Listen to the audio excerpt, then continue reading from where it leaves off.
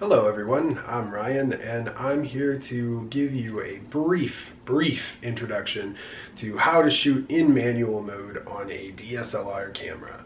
Now, I want to clear up a few things first. I'm going to try to take video of the back of this camera so I can have a live video of what I'm doing and what I'm trying to explain. And so the software slash user interface on this camera might not look the same as yours unless you have a circa 2010 Nikon D5000. But that's okay because the concepts I'm talking about are the same for all modern-ish cameras, from your 35mm cameras from the 1940s all the way through the most recent DSLRs. So it should be fine. If you have questions, go ahead and leave them below. And also, this is a brief introduction. I'm not trying to introduce you to every single little tiny thing you can do with this camera.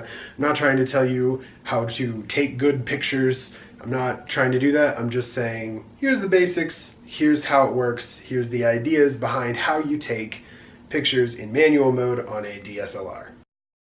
Alright, so here we are looking at the back of my camera. Obviously something you all probably have a good concept of already is focusing, which on this lens is this little guy right here.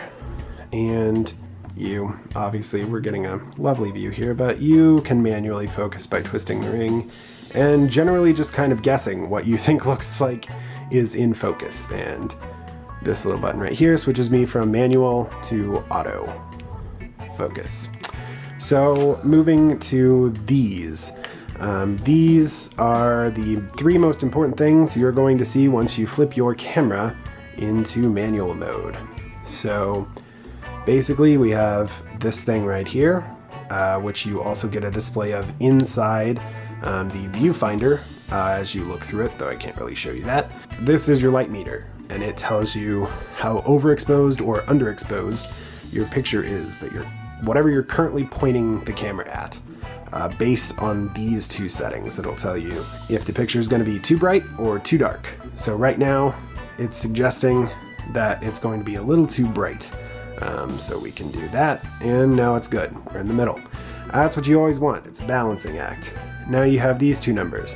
This number right here is how fast your shutter is. It's called the shutter speed, fittingly enough, and it controls how long the picture is going to be. So how little of 1 second the shutter inside the camera is going to be open and exposing the image sensor, which lives somewhere right in this general area in the middle of the camera, how long that's going to be exposed to the light coming through your lens. So right now it will be 1/800th of a second. This particular camera will go from 30 seconds all the way down to 1/4000th of a second. Now this number right here is dictated by whatever lens you have on, and it is your f-stop, and it's saying, as this little picture right here will show you, how far open your lens is going to be, the iris inside your lens. So if you have a small number like 1.8, it is going to be wide open. If you have a larger number like 16, which is the largest this lens will go to, it will be really tiny, and I will show you that in this little picture. See, you can see that the iris clamps down and lets very little light through. And I'm controlling that by holding down this button, plus minus, and scrolling. And the shutter speed is controlled by just scrolling without holding anything else down. So what do these mean and why do you care? The shutter speed can help you or hurt you. If you're trying to catch something that's moving really fast in stop motion, you want the fastest your camera can tolerate for whatever lighting conditions you're in. That's because if you've probably seen before, if you're trying to take a picture of someone running on your camera phone, sometimes it gets smeary and blurry looking. That's because your camera internally set the shutter speed to be too slow for whatever you're taking a picture of, and you got motion blur. So the faster your camera is taking, the less chance of motion blur there is, because there's less light coming through. Well, not less light, rather less time that your camera's taking. If you think of your camera as taking little slices at a time, 1/4000th is obviously much smaller of a selection of time than 30 seconds is. So it's only taking just a split 1/4000th of a second out of time. So you're getting motion blur because there's not a lot of motion that it's capturing. F-stop, because of how lenses work, the larger the number, the smaller the opening, and the smaller the opening, the less light is coming through. Now, because of that, this means that the smaller the opening / larger your f-stop is, the more items you can have in focus in your picture, because the light that's coming through the lens is more focused. So the wider open, you have your shutter, or your iris, excuse me. So the lower the f-stop, the more light is coming through and the less focused those particles and waves of light are. And so you end up with fewer things able to be in focus as you twist this little ring here. That can be useful as far as if you're trying to get a really close-up picture with one thing in focus and everything else blurred. You want a large, wide open, small number for your f-stop and a large iris opening. And if you're taking a picture of a canyon and you want everything from the things on the edge all the way into the distance to be in focus as much as possible, you'll want the small opening and the large number. Generally, you're going to want to pick one of those two things, whichever you think is the best for your situation, and you're going to change the other one to balance it out.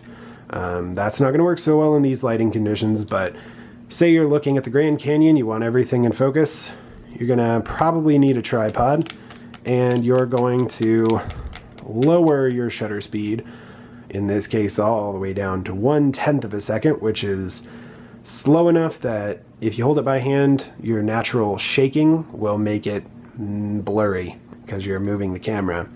If you're trying to stop motion, then it won't work in this lighting condition, but you'll want the fastest shutter speed possible, so the highest number here, which in this case is 800, and a wide open iris. That might be confusing and sound counterintuitive.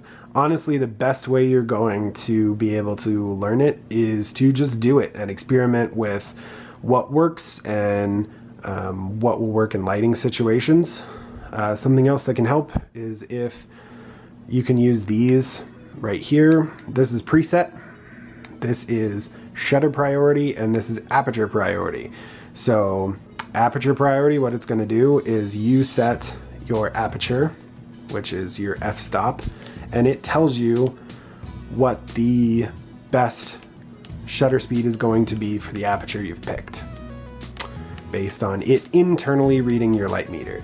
If you do shutter speed priority, then it's going to give you the best f-stop or aperture or iris opening, if you want to think of it that way, for the speed that you've picked. So those can also be helpful, but basically it's just get this in the middle and pick the right one of these for whatever you're shooting. If you have questions about that, then go ahead and leave them down below, and maybe I can try to explain that better in the future. If you, like I said, feel free to ask any questions and I will do my best to answer them. This can seem counterintuitive and confusing at first, but it's pretty straightforward once you really start using your camera and getting used to it. So, all right, bye guys.